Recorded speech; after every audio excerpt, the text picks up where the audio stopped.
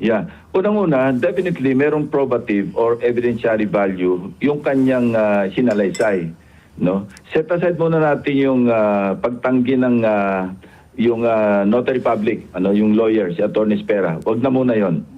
Bida sa as it may, no, ibang usapin 'yon. Sinumpaan niya pa rin naman yung salaysay niya sa harap namin lahat. At under oath, nag-testify siya. So, kung 'yun ang ating pagbabasehan, definitely, merong evidentiary value at merong probative value na tinatawag.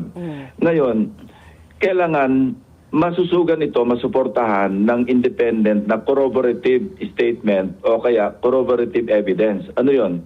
Yung sinasabi niyang chat group, kung may maipapakita siya na nag-uusap tuloy talaga sila ng mga kasamahan niya, ng mga security detail, na meron sila di-deliver. Mabigat yun. O kaya, meron pang lalabas na sasabihin, tama yon, kasama rin ako sa pag-deliver. Okay. And walang magre-refute, walang kokontra na hindi totoo yan. Napakatibay nun. Pero, yung usapin naman na, okay, may sinumpang salaysay ka sa harap ng Blue Ribbon Committee. At ito'y notaryado rin ng isang lawyer na authorized naman kasi notary public, na tumanggi naman. So may kasibahan yung mga abogado, dahil tinanong siya ni Senator Marcoleta, ikaw ba'y nagpunta sa notaryo at ikaw mismo nagpanotarize? Ang sagot niya maliwanag, opo. So kung hindi pala totoo yun, kasi wala naman sa kamay namin yon, dahil sabi ko nga, function kasama sa function ng Executive Judge ng Manila na siya magsagawa ng investigasyon. At inimbestigahan na yan. No, na I believe meron ng initial pleadings na pinadala si Attorney Espera. Dangan nga lang, hindi ko alam kung na-contact na nila si Sergeant Gutesa. Dahil hindi nila alam yung address. Katunayan, tinulungan pa nga namin, nag-provide kami ng address base doon sa 201 file ni Gutesa sa kanyang, yung nung dating nasa Armed Forces pa siya sa Philippine Marines. Kasi di ba sinabi ko, magsasagawa kami ng RCBI, record check, background investigation. So nakuha ko yung address, pinadala ko doon sa opisina ng Executive Judge para makatulong sa kanilang investigation. Now, where are we now? No? Naghihintay tayo ngayon na merong ilalabas kung sisulpot siya sa susunod na pagdinig. Ang problema, hindi nga siya dumating sa DOJ. Yes, kasi doon na mapunta rin yung aspeto ng prosecution. Kasi sa amin, in aid of legislation. Although, pwede kami mag-recommend kung sino yung mga taong nabanggit na na-implicate na ipoprosecute. Trabaho rin namin yun kasi accountability of public officers and investigations. Yan ang nomenclature ng Blue Ribbon Committee. So sa parte ng investigation, pwede kami mag-recommend. At ginawa na namin to in the past. Nag-recommend kami diretso sa Ombudsman, nag-recommend kami diretso sa DOJ. In this case, pwede namin i-recommend pa rin sa ICI. So nandun tayo ngayon. Naghihintay tayo ng corroborative evidence or statement para suportahan yung kanyang salaysay. Otherwise, yung kay Sergeant Gutesa will remain as mere allegation. Allegation lang. Nandun tayo ngayon. Yeah, thank you for the question. Mabuti na ma-clarify. Kahapon, nagkaroon kami ng caucus. At ramdam ko na may pagtatampo yung aking mga kasamahan. Dahil nga nalagay sila ng spot. At pinaliwanag ko sa kanila, the overarching reason kung bakit ko inilabas yung without naming names, kasi I don't also want to put them on the spot. Neither House, Senate. Hindi yun ang dahilan. Ang dahilan ko is para bang magkaroon tayo ng, we should take notice na magkaroon tayo ng wake-up call. Huwag naman tayong, kasi ang sinasabi kong insertions, ano pa lang ito, DPWH pa lang. Hindi pa kasama yung ibang insertions na sa tingin ko, kung sa iba naman, mga institutional. Pero ito, naglabasan mga various infrastructure projects sa mga distrito, kung saan-saan. So, yun naman ang purpose ko para nang sa ganon, may crisis na nga tayo tungkol sa mga flood control projects, anomalies, mga ghost projects, para bang pagkakataon na natin ito to move forward, at least starting with the 2026 General Appropriations Measure na nakapending pa ngayon sa House at saka sa Senado, na mag-ingat na tayo at alalahan natin na meron tayong hinaharap ngayong kontrobersya involving both houses. Yun na naman ang aking purpose o yun aking mensahe. hindi ko hangad na ilagay sila on the spot or maski sino, no, yung buong institusyon. Kasi ang worry nila, in-express nila kahapon, natatamaan yung buong institusyon. Sabi ko, hindi lang naman Senado. Sinabi ko rin na both houses guilty naman sa sobrang insertions sa DPWH. Bakit nakatuon sa DPWH? Kasi nandyan yung naglabasa na mga issues, mga ebidensya na kung saan meron naman talaga mga mababatas na nangungumisyon sa tulong na rin ng mga district engineering offices. So yun lang naman aking purpose. Gusto ko i-clarify at salamat sa inyong pagtatanong. Matulungan niyo ako ma-clarify na hindi ito patungkol sa mga tao-tao, sa mga senador man o congressmen. Ito'y patungkol sa amin lahat, no, reminder na binabantayan tayo, mag-ingat tayo. So, just yun lang naman. And gusto ko lang i-clarify na insertion per se, hindi naman to illegal. Ang insertion, ang isang tawag pa diyan, amendment or amendments. Ang amendment, ano yan, constitutional mandate namin yan eh. Kasi kami yung may power of the purse. Pagka pinadala sa amin yung National Expenditure Program, magiging remiss naman kami sa aming constitutional duty para irepaso yung National Expenditure Program at mag-introduce ng amendment. Kung ang tingin namin, meron dapat na o nakaligtaan ng executive branch, kailangan i-correct namin sa aming pananaw. Dahil may mga ahensya na lumalapit sa amin, pati mga local government units, lumalapit sa mga kumakatok sa pintuan ng mga senador, mga congressmen, nanghihingi ng mga project na hindi na isama sa NEP. Na kung i-evaluate namin, may katwiran naman. For some reason, hindi na isama. Kasi nabanggit na ito ni DBM Secretary. No? Sabi niya, ang total na amount na hinihiling bago sila nag-budget call, nasa 10 trillion. Wow. Ang budget ceiling naman, nasa 6.79 trillion lang. So, siyempre, meron silang hindi mapagbibigyan. Sa amin naman, trabaho namin yung pagdating sa Kongreso, lower house, and then eventually sa Senado, i-review namin yon. Baka meron silang nakaligtaan na unjustly nakaligtaan. So, walang masama sa amendments. Pero ngayon, dahil nagising na tayo sa katotohanan, gawin natin man lang na transparent. Ito lagi kong pinaglalaban at marami kong kasama na rito sa Senado na panahon na para i-identify natin yung proponents. Kasi pag naka-shield yung pangalan o yung identity sa mga proponents, malakas na loob nila kasi hindi naman sila matutukoy kung sila ba mismo ang nag-insert. Hindi na masyado, sabi ko nga, hindi masyadong importante yung detalye. Yung klarong message, yung sabi ko nga, overarching na mensahe na simulan natin sa 2026 budget kasi naandyan yung budget ngayon, tinatalakay natin. At mismong si Pangulong Marcos, diba sinabi niya na medyo bawas-bawasan na natin yung pagmamanggel doon sa ating national budget. Kasi nakakasama sa ekonomiya. Why? Kasi ano yun, lalo yung mga high priority projects ng national government. No? Kasi ang nangyari dito sa 2025 o I think even sa 2024 GAA, pati yung mga foreign assisted projects na pinag-aralan ng gusto, may counterpart fund. Pati yun, napaka-eleman eh. Tinanggal yung counterpart, yung local fund, at nilipat sa kanilang mga pet projects. So ano mangyayari doon? Hindi ba, bukod sa hindi mapapatupad yung proyekto, kahiyaya pa tayo doon sa ating mga kapartners na mga bansa na kung saan sila yung mag-provide ng counterpart fund. At ito'y pinag-aralan din nila. Both countries, JICA ng Japan, o kaya kung ano man yung COICA ng South Korea, nakakahiya tayo kasi meron tayong counterpart na nakalagay sa NEP, pagkatapos pati yun, pakikialaman ng mga kongresista, ng mga senador, at malilipat sa kanilang pet projects. Hindi ba nakakahiya yun? Hindi lang yun. Ang impact sa ating ekonomiya, madidiskaril yung direction ng ating national government. Kasi ito, pinag-aralan ng husto ito, especially yung foreign assisted. Kaya yun naman ang mensahe ko. Hindi na, gusto ko liwanagin kasi ito niliwanag ko rin sa aking mga kasamahan dahil ramdam ko yung kanilang pagtatampo, bakit naman parang pinasama yung institusyon.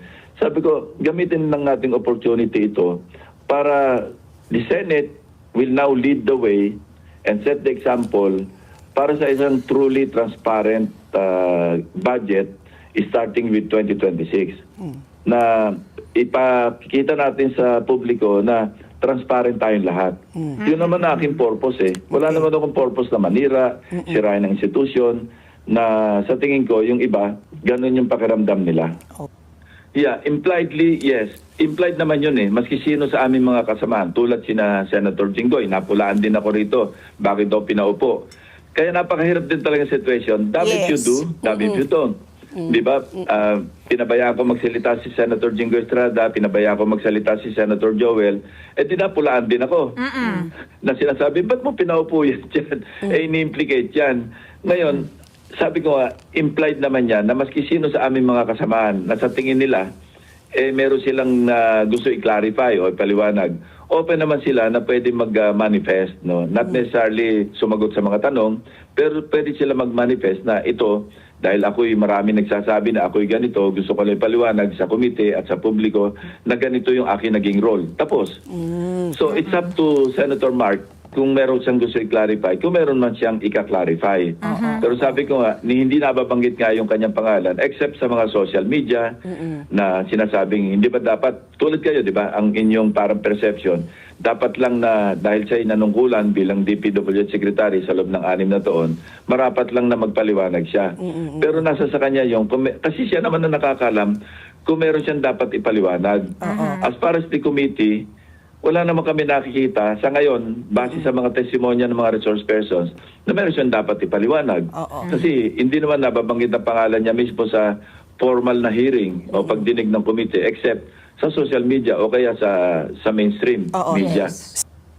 Unang-una, sayang. Kasi meron na siyang institutional knowledge si Mayor Magalong. Marami na siyang stock knowledge, ika nga, tungkol sa mga pwede niya ma-contribute doon sa ICI. Yung pagpalit naman ni General Surin, kasi pareho ko sila naging tauhan eh. Yung direct na naging tauhan, hindi yung tauhan dahil nag-PNP ako. Kasi maski si General Torre, naging tauhan ko, pero hindi ko alam kung saan siya naka-assign noon. Katunayan, nang nagpunta siya sa Senado, sabi ko, saan ka ba naka-assign nung ako yung PNP? Pero si General Asurin at saka si General Magalong, parehong naging tao ko directly under me. At kabisado ko yung kanilang work ethic, kabisado ko yung kanilang integrity, kabisado ko niyang work experience. So, you know, win some, lose some. Kasi nga, nag-resign na si Mayor Magalong at ako yung nanghinayang dahil sabi ko ng dahilan. Si General Asurin, no, excited din ako makita kung ano yung maiko-contribute niya. Ngayon, sa tanong mo, ito ba makaka-affect doon sa aming trabaho naman sa komite? Wala. Kasi separate eh. Nagko-compliment nga kami eh. Lahat ng katunayan, yung copies ng aking 2 privilege speeches, pati lahat ng attachments. Nung ako'y sinumpina, o ako'y inimbita ng ICI, binigay ko lahat dun eh. 11 folders, lahat ng nilalaman, lahat ng attachments. At sana makatulong kasi nandun, ebidensya yung nandun eh. Merong photographs, merong dokumento, nung parang makapag-file sila ng malversation through falsification kasi nga pinalsi pa yung para makasingil ng pera doon sa sinasabing completed na hindi naman, ghost naman. Nandun lahat yon. So yun, nakapag-contribute na kami at patuloy kami mag-contribute as obtained. Ipapadala namin yung lahat ng pangailangan, hindi lamang ng ICI, kundi pati DOJ. Katunayan, from time to time, inihiram ng DOJ sina Carly Discaya, si Bryce Hernandez, at binibigyan namin. Ang usapan namin sinabi ko na kay Senate President, maski hindi niya na ako inform, basta pinapakuha ni Secretary Boying Remulla, ipadala na namin, basta escorted ng aming OSAA. Hanggang may mga major developments, mga bagong developments na kailangan tumbukin kasi nakabitin kami ngayon eh. Nabanggit na si Congressman Saldico, nabanggit na si Speaker Romualdez. Kung hihinto kami ngayon, lalong mare-reinforce pa yung perception o yung sinasabi nila rightly or wrongly na pinagtatakpan namin, meron kami pinagtatakpan. No. Maliwanag yung sinabi ko, we will go where the evidence leads us. Hindi nga ako madidistract doon sa mga ingay na may kinakampihan, merong pinagtatakpan, meron man tinatarget. Bahala sila sa perception. Basta't ako, ang guiding principle ko, kung ano yung nararapat gawin at yung sa inakala kong tamang gawin, hindi yun ang tamang gawin. Alam nyo, masakit sa loob ko pag tuwing mayroong bagong resource person at mag-implicate ng kasamahan ko. Kasi matagal ko na rin nakasama si dating Senate President Chis Escudero. At tagal ko nang kasama niya sa Senate, Senator Jinggoy, Senator Joel. Mga naging kaklose ko na rin yan bilang mga kapwa-senador. Yes. Pagkatapos maririnig mo na may implicate, hindi magaang sa aking kalooban yon bilang chairperson. Pero sabi ko, wala naman akong magagawa. Pipigilan ko ba yung resource person? Huwag mong banggitin niya kasi kaibigan ko yan. Huwag mong banggitin niya kasi nakakahiya sa taong yan. Hindi ko naman pwedeng gawin yun. Huwag na lang kami mag-imbestiga kung ganun yung aking gagawin panuntunan. So, yun. No, kasi nag-resign na siya, hindi na siya congressman. Wala na akong obligasyon o wala na akong tinatawag na interparliamentary courtesy doon sa lower house. Kasi hindi na siya member na lower house.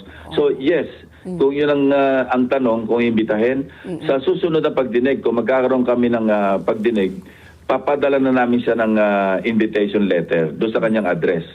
Now, alam naman natin nasa abroad siya, so hindi yung sisipot. Pag hindi siya dumating, papadala namin ng subpoena at pag hindi sumipot, may show cause order. Pag hindi satisfactory ang kanyang show cause order, ipapakontempt namin siya at pa-issue namin siya ng warrant of arrest.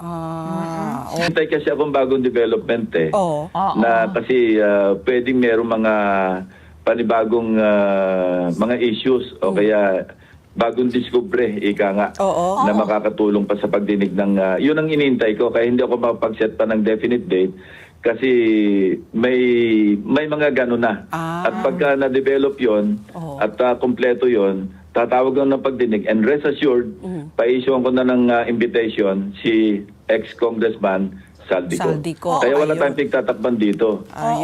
Ngayon, kay Speaker Romualdez, kasi nga nabanggit na yung pangalan niya, well, pwede ko i-course yung aming invitation kay Speaker Bogie D. Hindi namin ipapadalang diretso kay dating Speaker Romualdez. Yun ang tinatawag na interparliamentary courtesy na hindi maintindihan ng iba naming kasama. Ang interparliamentary courtesy, according dito, doon sa institusyon na nirepresenta ng individual congressman. Hindi ito yung meron akong courtesy sa individual congressman. Hindi po ganun. Ngayon, kung yung individual congressman, dahil nabanggit ang pangalan, gusto niyang pumunta sa aming pagdinig, open naman nangyayari na ito. Congressman na Toby Chanco, dating Congressman na Veloso, nung araw, nung chairman ako ng public order, nagpunta sila doon, gusto mag-manifest, okay, bigyan ko kayo yung first crack. Pag open pala ng hearing, kayo na magsalita. Pero hindi naman pwedeng, alam mo, out of courtesy to the institution, hindi sa individual congressmen that they represent, doon namin i-course yung invitation. Ang gusto kasi na ibang kasama namin doon, direktamente, imbitahin yung congressman. Kanya-kanyang pananaw. Ang pananaw ko sa interparliamentary courtesy, to sa parliament. Kasi interparliamentary nga hindi, naka-schedule kasi twice postponed kasi nung unang naset ito, nagkaroon ng bagyo. Yung pangalawa naman, na na-postpone, nagkaroon ng, alam mo, mahirap i-fix yung schedule ng both leadership, yung liderato ng both houses. So, I hope ma-fix yung schedule at matuloy. Para na rin, hindi lamang sa iba pang issue, kundi sa budget. Gusto na namin impart sa kanila kung ano yung aming saloobin na pagtulungan natin na itong 2026 budget, katanggap-tanggap sa publiko, katanggap-tanggap sa palasyo, katanggap-tanggap sa konsensya natin.